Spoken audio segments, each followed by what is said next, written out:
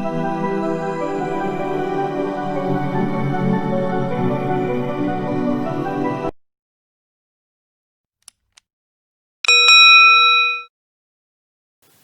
Everyone, welcome to Breaking Exam. तो आज हम लोग करने वाले हैं सीटेट 2020 से संबंधित मैथ पेडागोजी के 10 क्वेश्चन, जो कि बहुत ही इंपॉर्टेंट हैं। तो चलिए करते हैं। करने के पहले अगर वीडियो अच्छा लगे तो वीडियो को लाइक, शेयर और अभी तक चैनल को सब्सक्राइब नहीं किया हो तो सब्सक्राइब कर लेना। तो बढ़ते हैं अपने पहले क्वेश्चन की ओर। पहला क्वेश्चन है, एक शिक्षिका शिक्षार्थियों से पत्तियों को एकत्र करने यानी कि लिप्स और सममित पैटर्न की पहचान करने के लिए कहती है। यह कार्य शिक्षिका के डैश प्रयास को दर्शाता है। वास्तविक जीवन को गणितीय अवधारणाओं के साथ जोड़ने से संबंधित, अंतरा विषयक उपागम संबंधी, शिक्षार्थियों में सृजनात्मकता का विकास बढ़ाने से संबंधित, गणितीय संप्रेषण में सुधार करने संबंधी। इंग्लिश में पढ़ते हैं। A teacher asked the students to collect leaves and to identify symmetry patterns. This task reflects the teacher's efforts to relate real-life experience with mathematical concept, introduce an interdisciplinary approach, enhance creativity among students, improve mathematical communication. तो देखिए, जब भी teacher जो है वो बच्चों को एक लिप्स देती है, पत्तियां देती है और उसे सममित पैटर्न पहचानने की के लिए कहती है, तो जब बच्चा अगर वास्तविक जीवन की गणितीय अवधारणाओं को अच्छे से सीख पाएगा, इसलिए वो ऐसा करने के लिए कहती है, क्योंकि उसे उसको जो है विश्लेषण अच्छे से कर पाएगा सममित पैटर्न करने के बाद, और वास्तविक जीवन से जोड़ के चीज़ों को समझ सकता है। तो इस वजह से राइट आंसर क्या होगा? ए, वास्तविक जीवन को गणितीय अवधारणाओं के साथ जोड़ने से संबंधित प्रयास कर रही है। एक नंबर आंसर, ए नंबर राइट आंसर होगा। Relate real life experience with mathematical concept. Next question है, एनसीएफ 2005 के लक्ष्य कथन के अनुसार विद्यालय गणित उस स्थिति में नहीं होता जहां बच्चे, एनसीएफ 2005 के अनुसार विद्यालय गणित उस स्थिति में नहीं होता है जहां पे बच्चे संबंधी क्या, तो गणित का आनंद उठाने के लिए सीखते हैं, गणित को अपने दैनिक जीवन के अनुभव के रूप में सीखते हैं, नहीं पूछ रहा है, अर्थपूर्ण समस्याओं को रखते और हल करते हैं, सूत्रों और एल्गोरिदम को कंठस्थ करते हैं। As per vision statement of NCF 2005, a school mathematics does not take place in a situation where children learn to enjoy mathematics, see mathematics as a part of their daily life experience, pose and solve meaningful problems, memorize formula and algorithms। तो इसमें not पूछ रहा है। तो देखिए, गणित का आनंद तो उठाएगा तभी तो सीखेगा अच्छे से, अगर इसमें अच्छे से ओवर इन्वॉल्व हो जाएगा तो सही है। गणित को अपने दैनिक जीवन से के अनुभव से सीखेगा, ये भी सही है। अर्थपूर्ण समस्याओं को हल करेगा तो सीखेगा, तो ये तीनों ही चीजें सही है, लेकिन सूत्रों और एल्गोरिदम को कंठस्थ करने से नहीं सीख सकता। इस वजह से डी जो होगा इसका राइट आंसर होगा। Memorise formula and algorithms. Next है, जियोजेब्रा सॉफ्टवेयर की सहायता से शिक्षार्थी डैश के द्वारा ज्यामिति की सभी अवधारणाओं को सीख सकते हैं। ए, खोज परक उपागम, परिप्रेक्ष्य आधारित उपागम, परियोजना आधारित उपागम, व्याख्यान आधारित उपागम। With the help of GeoGebra software, students can learn all concepts of geometry through exploratory approach, inquiry-based approach, project-based approach, lecture-based approach। तो इसमें पूछ रहा है कि जियोजेब्रा जो सॉफ्टवेयर होता है उसकी सहायता से शिक्षार्थी कौन से उपागम के द्वारा ज्यामिति को अच्छे से सीख सकता है। तो जब खोजपरक जो उपागम होता है, इससे क्या होगा, जियोजेब्रा सॉफ्टवेयर के द्वारा वो विश्लेषण कर सकता है और अच्छे से खोज करेगा, इट मीन्स एनालाइज करेगा, तो अच्छे से उसकी समझ बढ़ेगी। इस वजह से इसका राइट आंसर क्या होगा, खोजपरक उपागम, इसे अवधारणाओं को अच्छे से सीख सकता है। राइट आंसर ए, यानी कि एक्सप्लोरेटरी अप्रोच। नेक्स्ट है, एक शिक्षार्थी किसी विशेष आधार पर छांटने में, पैटर्न को पहचानने में, संख्या और आकृतियों को परिस्थितियों में जानना, समय बताना और मापने में परेशानी दर्शाता है। उसको निम्न में से किस समस्या के साथ डिसकैलकुलिया हो सकता है? भाषा प्रयोग, दृश्य गत्यात्मक मोटर संबंध, दृश्य स्थानिक कौशल, दृश्य स्मरण। A learner exhibiting difficulty in sorting, recognizing patterns, orienting numbers and shapes, telling time and measurement may have dyscalculia with difficulty in language processing, visual motor coordination, visual spatial skills, visual memory। तो देखिए एक शिक्षार्थी जो है, एक बच्चा है, वो विशेष आधार पे चीज़ों को छांटने में, यानी कि जो होता है ना कि जैसे हम लोग क्वेश्चन ऑप्शन जो होते हैं उसको रिजेक्ट करते हैं, वैसा टाइप का, पैटर्न को पहचानने में, संख्या और आकृतियों की परिस्थितियों को जानने में और समय बताने में परेशानी करता है, और मेजरमेंट में, मापने में परेशानी दर्शाता है। तो उसको कौन सी समस्या हो सकती है? तो देखिए, जब बच्चे को दृश्य स्थानिक कौशल संबंधी समस्या होती है, वो प्लेसिंग संबंधी समस्या होती है, तो उसे डिसकैलकुलिया होता है। इस वजह से राइट आंसर क्या होगा? सी, यानी कि दृश्य स्थानिक कौशल, visual spatial skills, right answer. Next है, उच्च प्राथमिक स्तर पर गणित सीखने का तात्पर्य है गणित अवधारणाओं की समझ में वृद्धि और उनके अनुप्रयोग से समस्याओं को तर्क संगत रूप में हल करना, बहुत सारे नए सूत्रों और परिकलन क्रियाओं को सीखना, विभिन्न प्रकार की गणितीय समस्याओं को हल और विधियों को स्मरण करना, केवल समस्याओं को हल करने की तकनीकों को सीखना। तो देखिए, जब भी गणित उच्च प्राथमिक स्तर पर गणित सीखने से सबसे इम्पोर्टेंट क्या है कि बहुत यहाँ पे दिया है कि बहुत सारे नए सूत्र और परिकलन, तो बहुत सारे नए सूत्र और परिकलन को सीखेगा तो फिर उसकी जो समझने की जो प्रक्रिया है वो नहीं फुलफिल हो सकती है।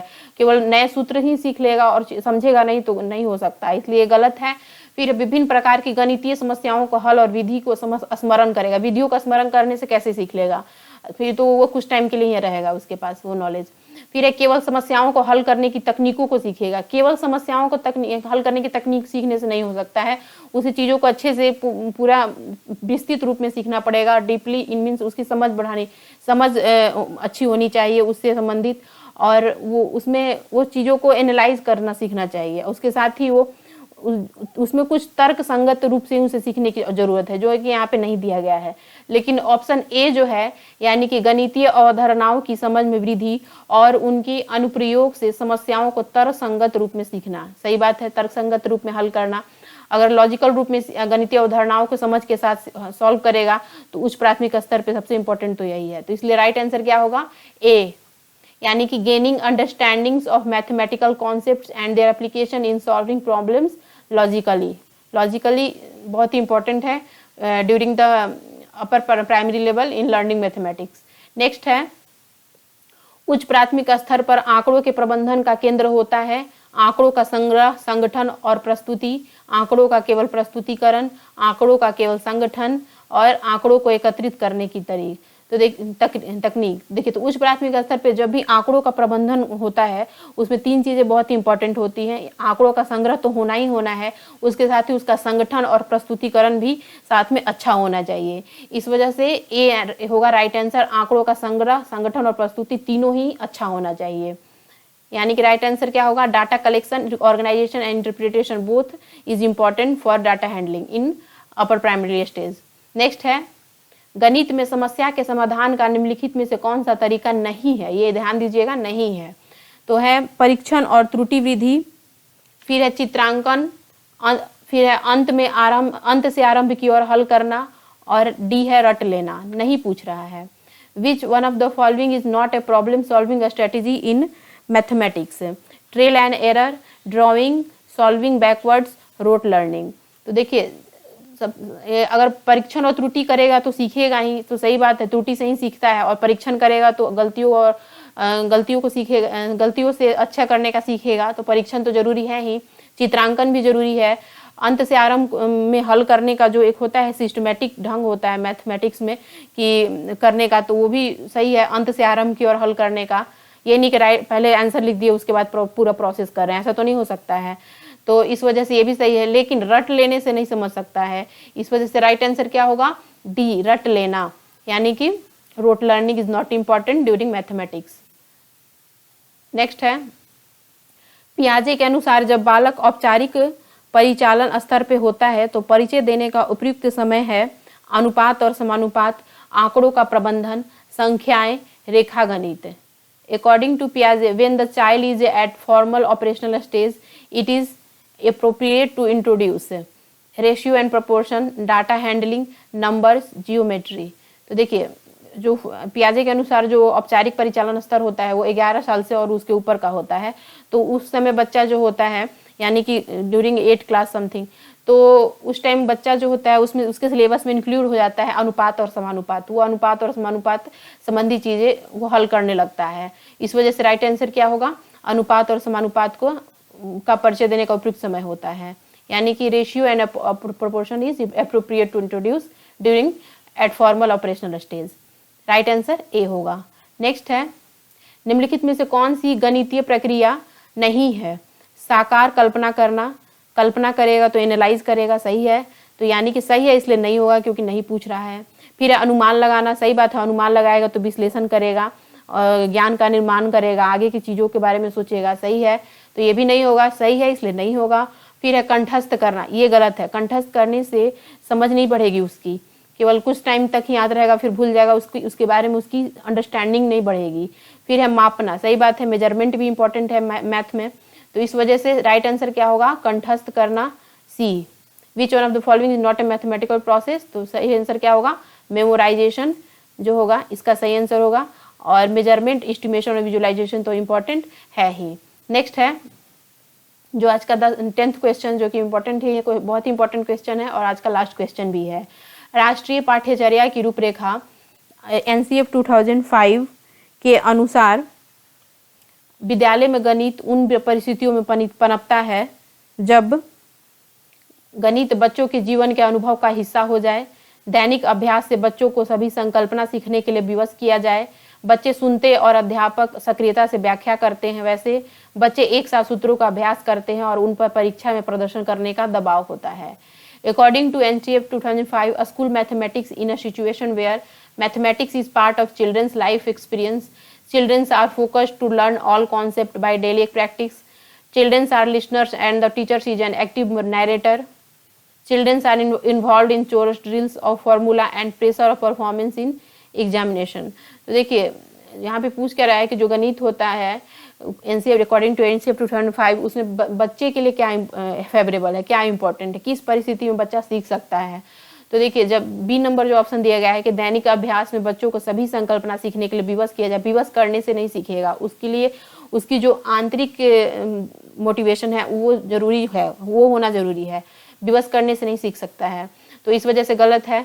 फिर बच्चे सुनते हैं और अध्यापक सक्रियता से व्याख्या करता है, केवल अध्यापक सक्रियता से लेक्चर ही देता रह जाए और बच्चे को समझ में नहीं आया ये कहाँ की बात हुई, तो ये भी नहीं होगा। फिर है बच्चे एक साथ सूत्रों का अभ्यास करते हैं और उन पर परीक्षा में प्रदर्शन का दबाव होता है, दबाव बनाएंगे तो बच्चा जो है मोटिवेट नहीं होगा और अच्छे से जो भी उसको आता है वो भी नहीं अच्छे से कर पाएगा, तो दबाव तो बनाना ही नहीं है बच्चे पे, और सूत्रों का अभ्यास एक साथ कैसे करेगा। तो इस वजह से राइट आंसर क्या होगा, गणित बच्चों के जीवन के अनुभव का हिस्सा अगर हो जाएगा तो बच्चा आंतरिक मोटिवेट होगा और अच्छे से गणित की सारी बारीकियों को सीखने में वो अपने आप को उत्सुक महसूस करेगा, उत्सुकता होगी उसमें। इस वजह से राइट आंसर क्या होगा, ए, यानी कि mathematics is a part of children's life experience जो होगा वो अगर ऐसा हो तो बच्चे मैथमेटिक्स को अकॉर्डिंग टू NCF 2005 अच्छे से सीख सकते हैं। तो ये रहा आज का 10th क्वेश्चन मैथ पेडागोजी से संबंधी जो कि सीटेट 2020 के लिए बहुत ही इंपॉर्टेंट है। तो चलिए इसके आप इवेल्युएट कीजिए आपका कितना स्कोर आता है और कमेंट करिए कितना आपको मार्क्स आता है। मिलते हैं नेक्स्ट वीडियो में, टिल देन धन्यवाद, जय हिंद।